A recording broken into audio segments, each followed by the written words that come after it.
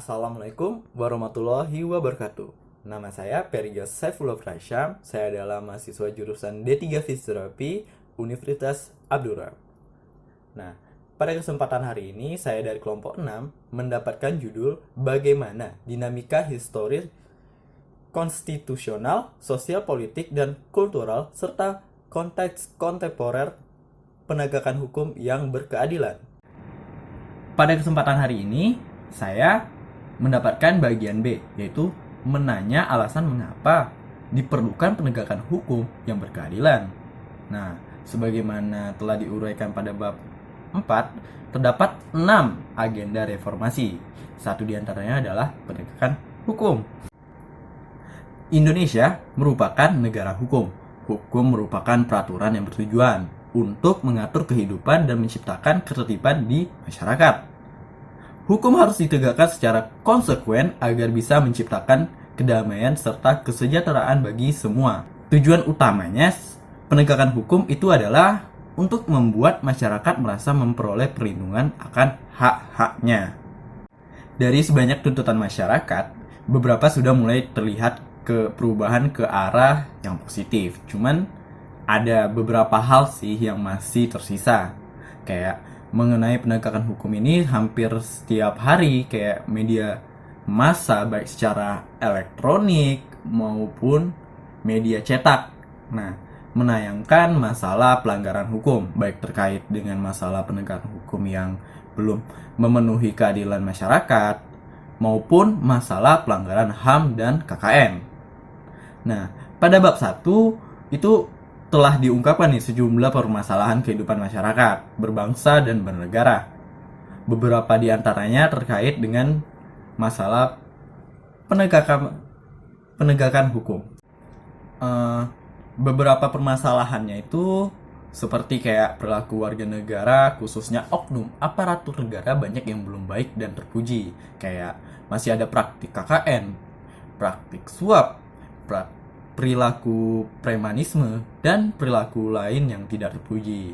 Yang kedua itu masih ada nih potensi konflik dan kekerasan sosial kayak seperti SARA, tawuran, pelanggaran HAM, etnosentris, dan lain-lain.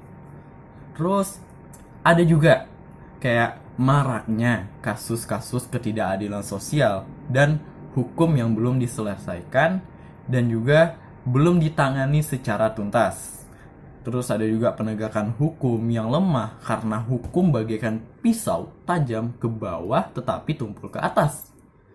Yang terakhir itu kayak pelanggaran oleh wajib pajak atas penegakan hukum dalam bidang perpajakan. Nah, dari itu tuh muncul nih banyak permasalahan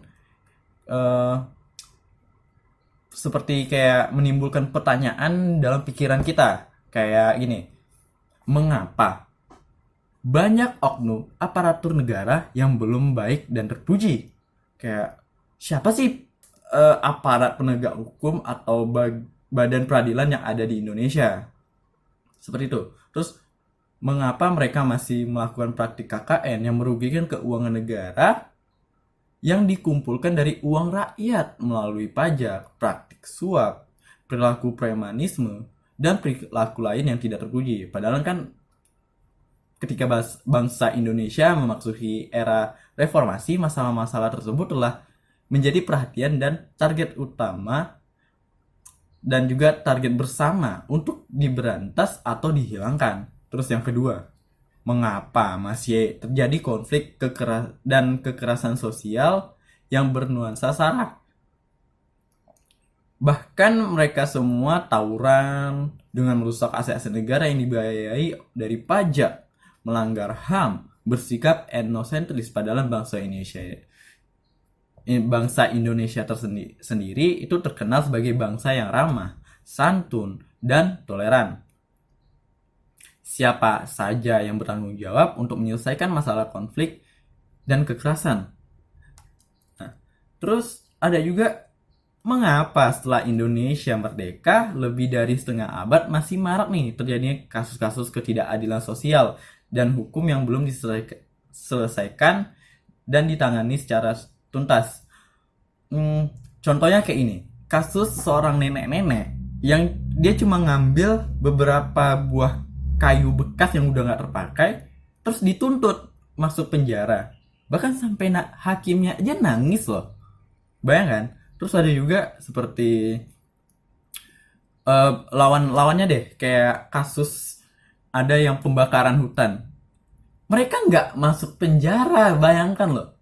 Mereka ngebakar hutan sama cuma ngambil beberapa potongan kayu yang udah nggak dipakai.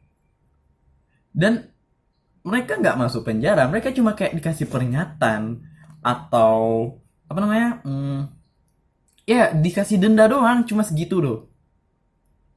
Nah, ya kan itu kan nggak adil aja gitu.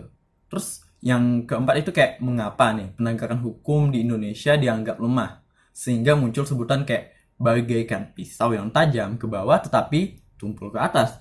Masalah yang keempat ini merupakan masalah klasik sih.